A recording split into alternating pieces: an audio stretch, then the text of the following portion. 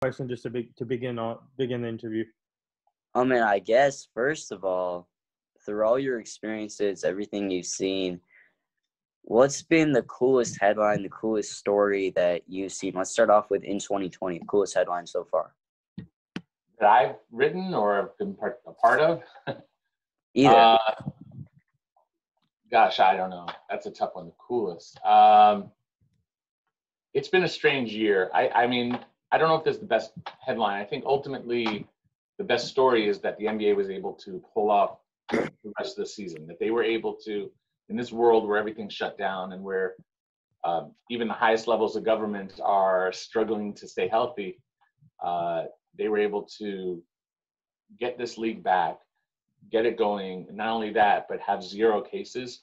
It's in this world, it's amazing. So that to me is the most inspiring headline, I would say. I don't know if it's the headline is the right word, but that's the best story. That Laker fans are thrilled because their team won, whatever. Someone was going to win, but the fact that we got to the point where someone could win, that was amazing. Yeah. So take me back to your take me way back to your first big story that you covered in the NBA and the first article that you wrote in your career. Ooh, I wouldn't remember my first. I mean, I started writing about initially the Lakers and their their player personnel moves and how they played in games, and I would write up game stories and whatnot. I would say the first big giant story. I think about that. I mean, I remember one of the stories I broke was about Kwame Brown on the Lakers. The Lakers had picked up his option or guaranteed a salary. It wasn't an option. They guaranteed a salary. And I wrote about it and it was denied. And they said it wasn't true, but it was true. And then there was a game where Kwame had one of his best games of the season about a month later.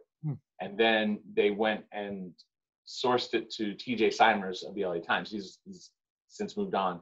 But he wrote about an article about how the Lakers decided to guarantee his contract for the next year. And I was like, wait, I wrote about this a month ago. I'm telling you, it would 100% happen.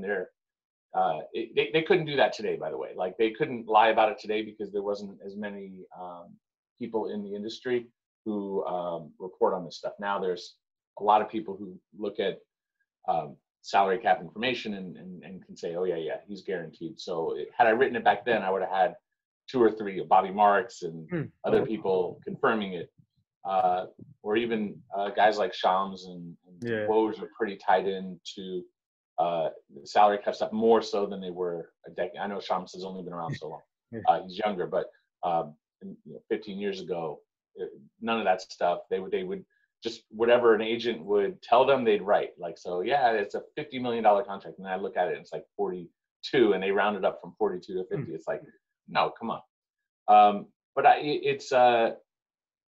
I've had some great experiences just being around. There's not like one moment. I got to spend a lot of time with Kobe Bryant. That was very special. I've seen the Clippers go through what they went through with Donald Sterling. I've seen the NBA grow. I've seen it go through lockouts. We've seen good things, tragedies, but overall, it's been a pretty cool experience. I can't complain. Just a follow-up question to your Kwame Brown thing. Do you know the reason why he never worked out in the NBA?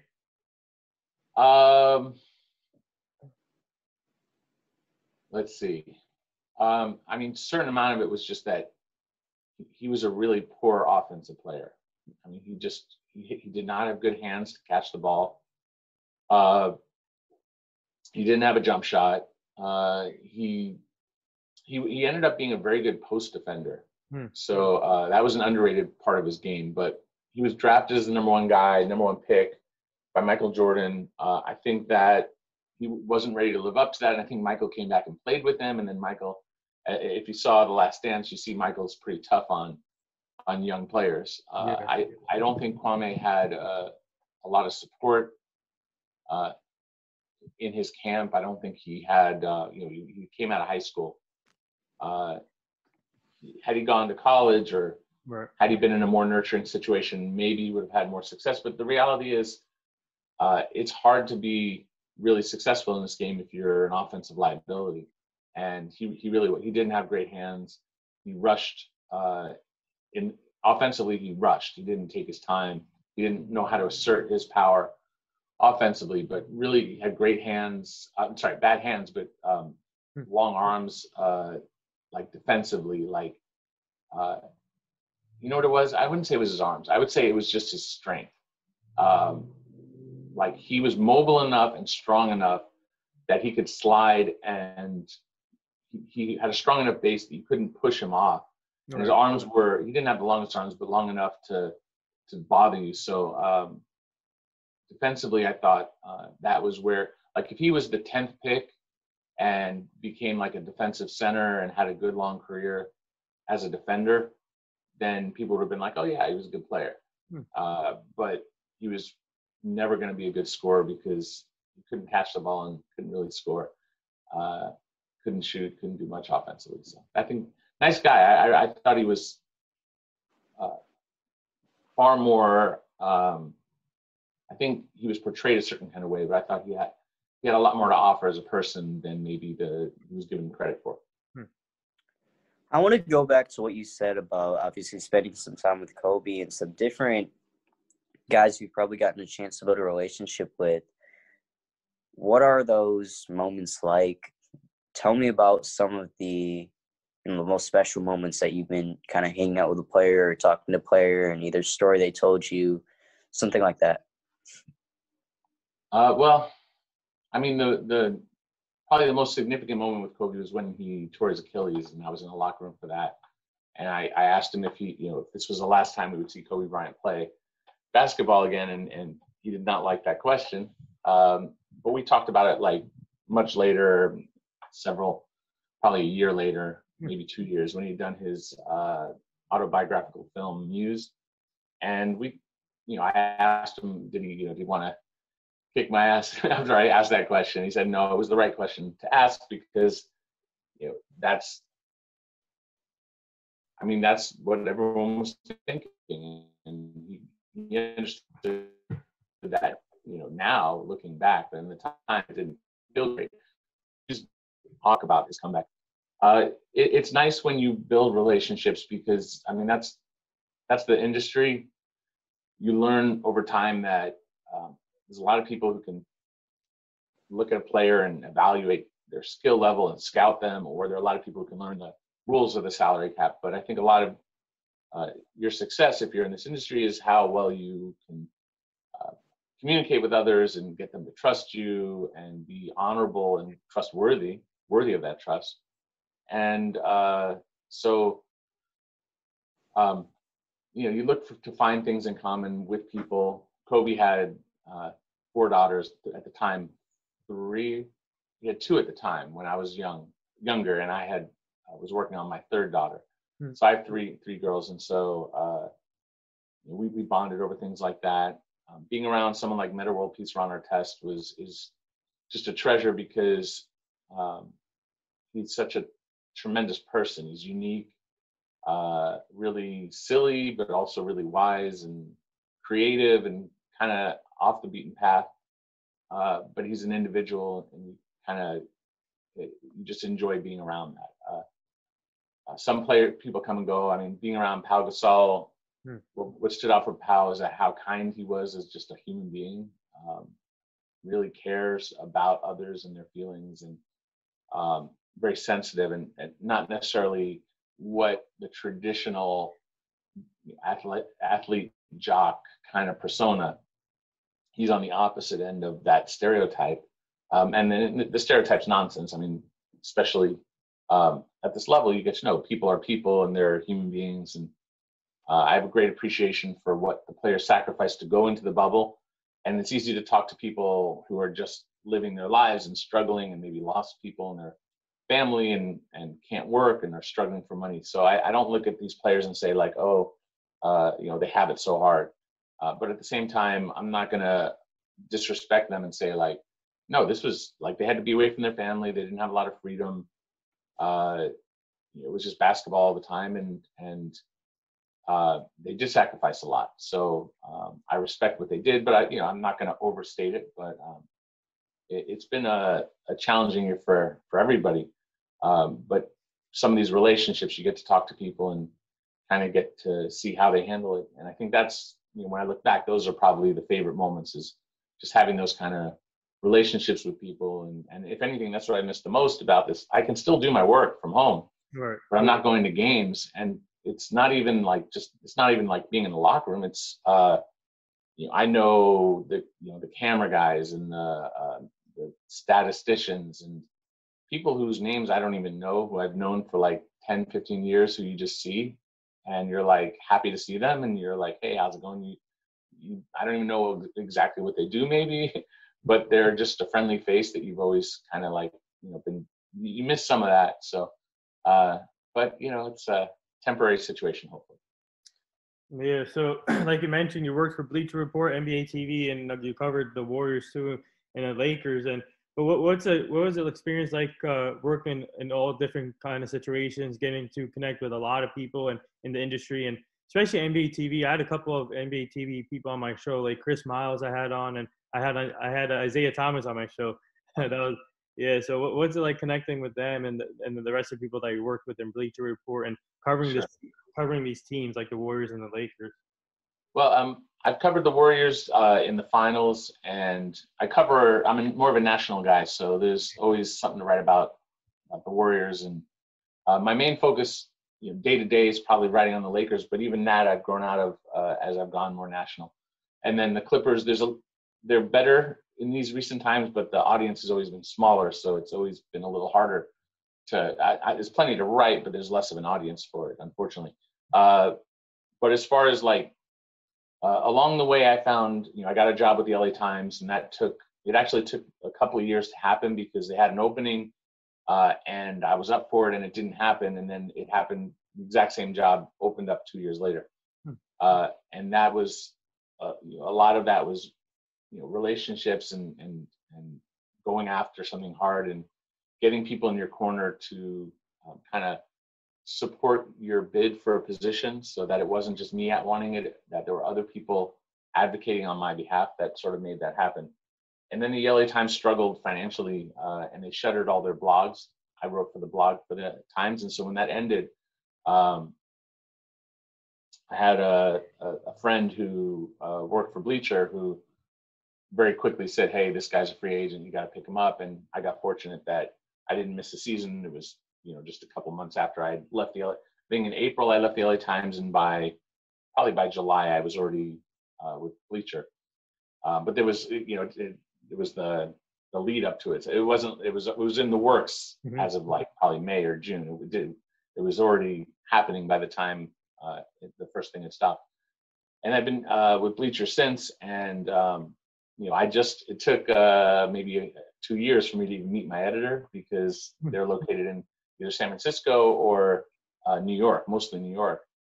So we had to wait for like an all-star game or something like that. And then we got a chance to meet each other. And we've seen each other a bunch of times since, or actually, I think I went to New York on vacation. I think that might've been where I met him the first time.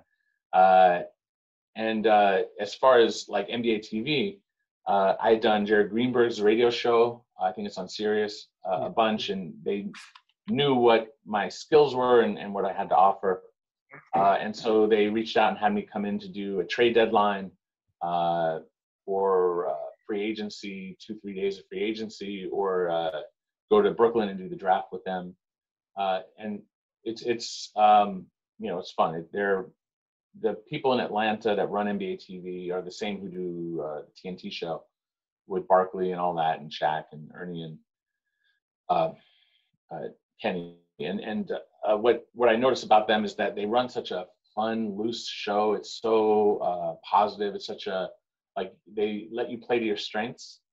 And I'm not really an experienced television personality. That's not really how I got into this, to do that.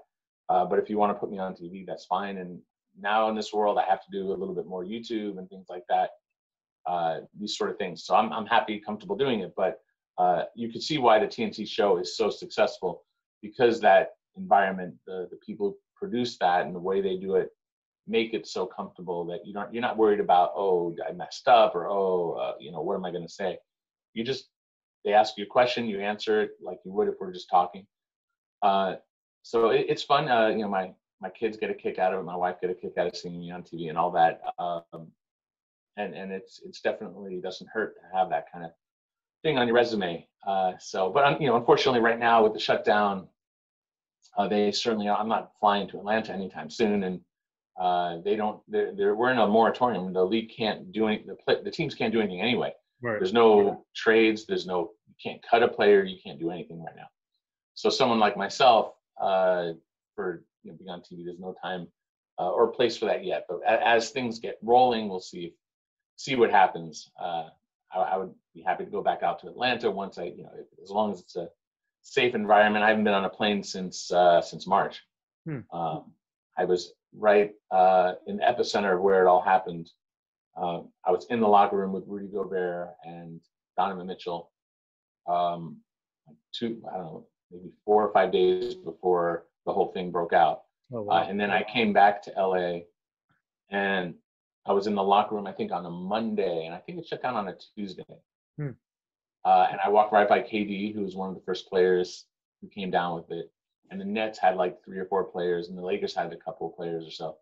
So I was right in the middle of that. I got fortunate that I didn't contract the virus or anything like that, but it was definitely a scary time.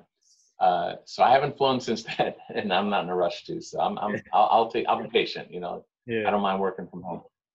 I remember I was in the Bucks locker room, I think literally the day before the virus broke out. And so luckily the Bucks didn't contract it at that time. I want to ask about, obviously me and Nathan have, as well in our journeys, learned a lot of life lessons. In your experience, a long time, what's the biggest life lesson you can pick up from, just interacting with different people and seeing all these different things?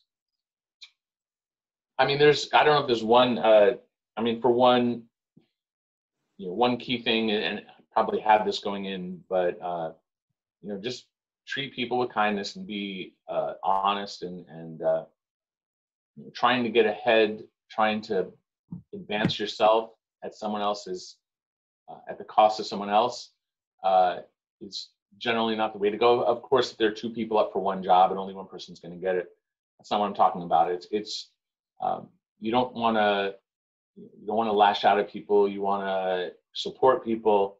I try to say yes to things. If someone asks me, you want to come on the show, I'll check it out and say, yeah, sure. As long as it's not, crazy unprofessional. And even then, sometimes I'll do it.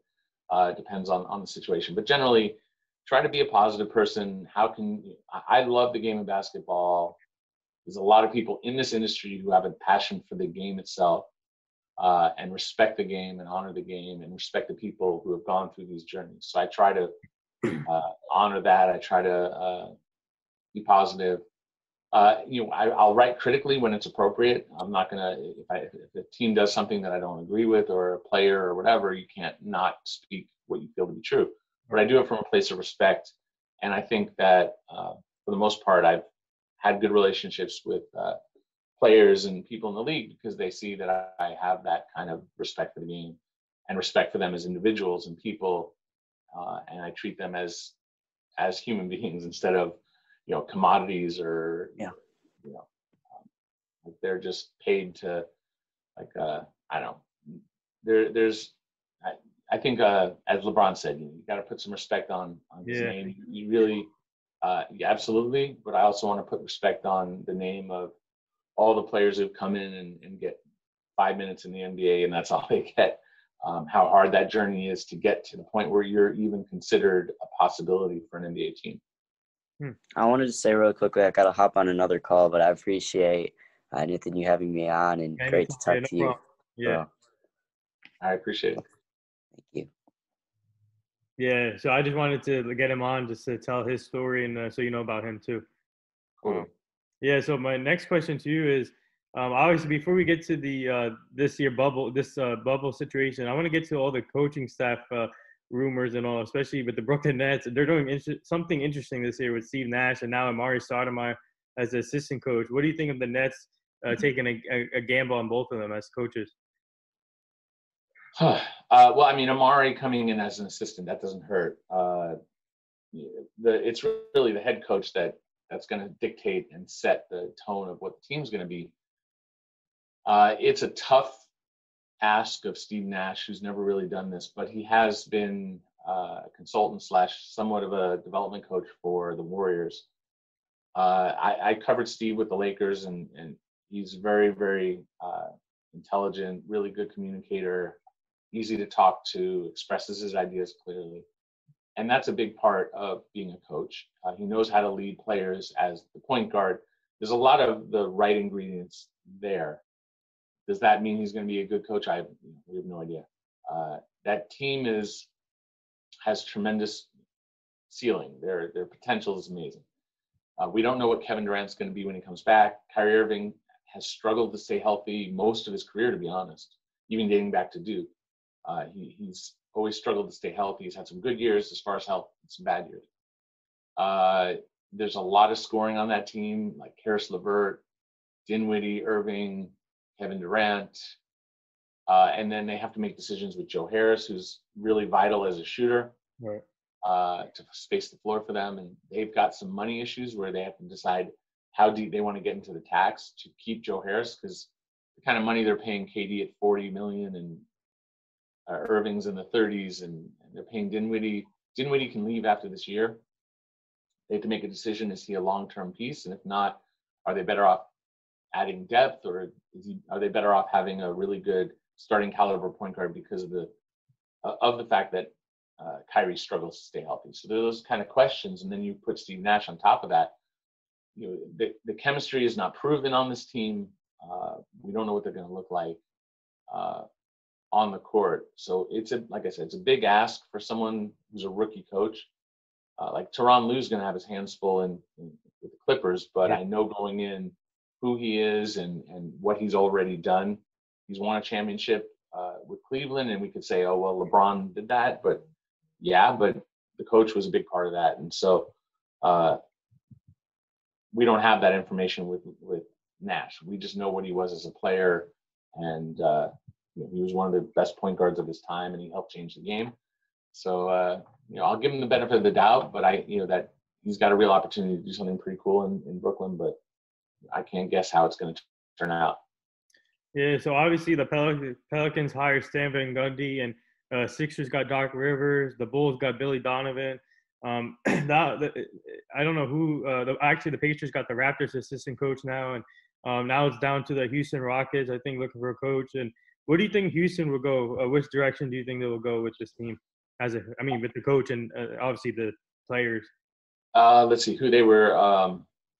They were talking to Lou. Obviously, that's out. They were talking to Jeff Van Gundy, and they were talking to the assistant coach. His name escapes me. His son coaches also. You know what I'm talking about? Which team?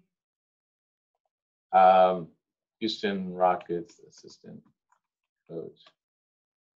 John Lucas, thank you. Oh, okay. All right, John Lucas. I don't know why that escaped me, but there you go. I've had a chance to get to know John Lucas, some time ago, and he's started a program to help players who are struggling with whether it's drug addiction or mental, just struggles to just function in life, because life is not an easy thing.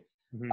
And it's easy to just write off a well-paid athlete as saying, oh, because they have a lot of money, that they shouldn't have any problems. But that's just not realistic. And so he's really catered to help rehabilitate players who have struggled with those sort of issues. And so I think he'd be a good choice. But the Rockets are what they are. You've got this James Harden team that's built to play D'Antoni style ball, and I don't know exactly how that's going to look with any other coach. And are they going to change styles? Daryl Morey's out, so do they follow the same philosophy, or do they start to change? They're a real wild card. I don't really know what Houston's going to be. Mm-hmm. They obviously have some really good parts, and they have some really pretty obvious deficiencies. It's unproven if their style of play works in the playoffs when they had Clint Capella or a big. Now they don't even have a big. Will it work at all without D'Antoni?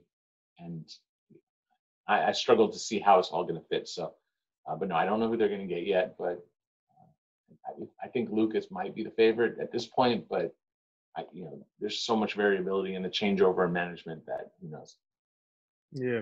Also, OKC Thunder needs a coach because Billy Donovan left, and why not? I'm just surprised. I'm just shocked that Mark Jackson doesn't get any consideration here. I feel like he deserves another opportunity as a head coach, and also Kenny Atkinson too. Do you think who's a better fit for OKC if they're going to go?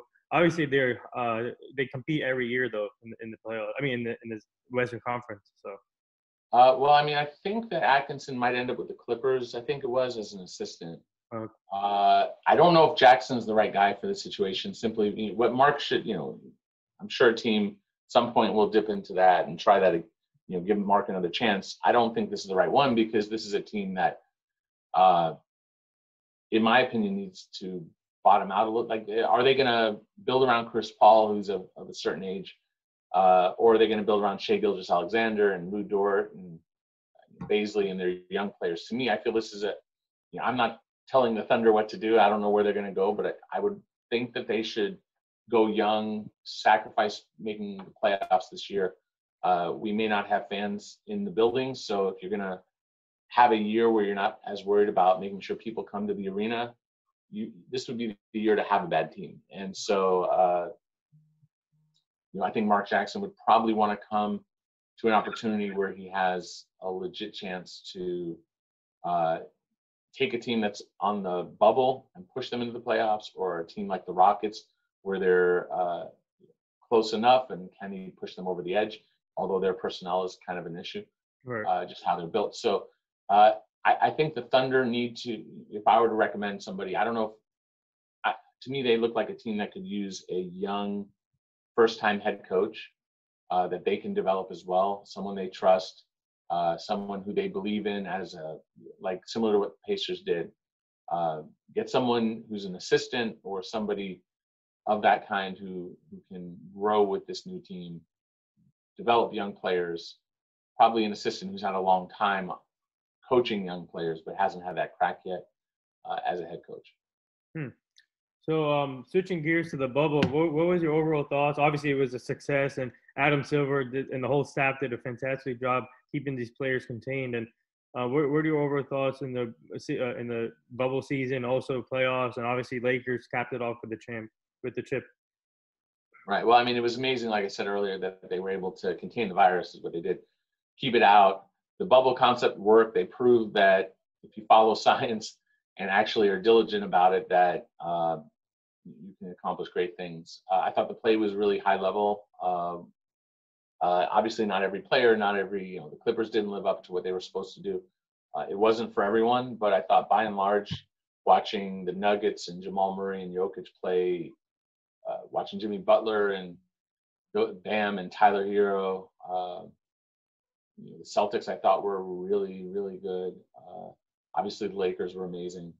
The teams that got to the end, I mean, watching Chris Paul and the Thunder play was a lot of fun. I mean, I enjoyed the Blazers and the Suns pursuing the Grizzlies to have the play-in games. I don't love the idea of playing games under normal circumstance because you have a full 82-game season, and that should really determine what happens. But under the circumstances, I thought it was a good compromise and at least showed some of the other ideas of where the NBA could go as far as changing format a little bit. I'm more traditional, but I also respect that the game's going to change, and I can't hold fast to ideas that I have that I love. I have to accept that things will change, and so I don't love the idea of a playing game, but I thought it was executed well.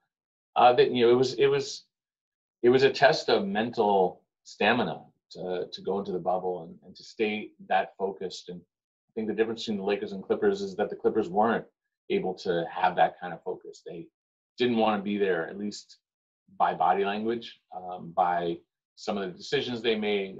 Lou Williams going to strip club for lemon pepper wings was not, it happens, and people make mistakes, but Montrez, he lost, I think, his grandmother, I think it was. Mm-hmm. So Lou lost, I think, he lost a family member, possibly his grandmother, I forget exactly who. But neither of them were very effective. Paul George talked about anxiety and depression in the bubble, and I have great respect for him for opening up about that. from the Clippers point of view, Clipper fan point of view, it's unfortunate that his game didn't really translate. Whereas LeBron, you could see how focused he was, how focused Anthony Davis was, how focused all the role players were, and how important that focus was to get through it. So it was a real mental test of stamina, tested culture. A team like Miami has a strong culture. Boston has a strong culture. You see why they had success. Denver has a young culture, but a very strong young culture. You see why they had success. And that's not to belittle the teams that lost and say, oh, well, they've got bad culture. The Clippers don't have bad culture. They didn't have great chemistry, though. And that was something that was talked about all year, that they struggled to find chemistry, mostly because of injury. And this was a real test, maybe more so because there were no fans. There was no home court. Right. There was a real test of who was mentally able to bring it every night, late in games, shrug off the mistakes, not let it get in the way of your ability to move on to the next play. And obviously the Lakers were able to get that done. So a couple more things here before I let you go. So obviously free agent, I mean, it's too early to talk free agency's not even here, but everybody expects Anthony Davis to come back. I mean, opt out and then come back to the Lakers. That's expected. But do you see any like big moves like trade wise? Like for example, like the Rockets trading Westbrook. I've been keeping hearing rumors about Joel Embiid getting traded for Russell Westbrook. Or is that? I don't know. It's hard to put a number on a specific one. No one really knows what's going to happen because, for one, we don't know the timing of the season. There's some talk about it starting before Christmas. And if that's the case, there's very little time to execute the draft and trades and training camp. And so it might be harder to make moves. It might be, who knows? And then we don't know the numbers. We don't know if the salary, if they go by the formula in the collective bargaining agreement, the salary cap will drop to 90 million, 95 million from 109. Maybe it'll drop to 100. If they use the actual formulas, I mean, because it's going to project, it's not just based on what just happened, but it's also based on what they're projecting will happen.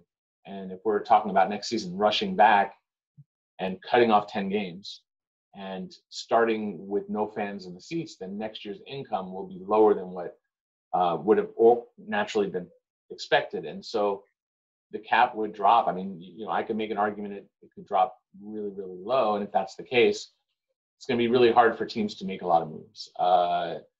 There's very little flexibility as it is this summer, just naturally, just based on the cycle of life in the NBA. This happened to be a low dollar summer.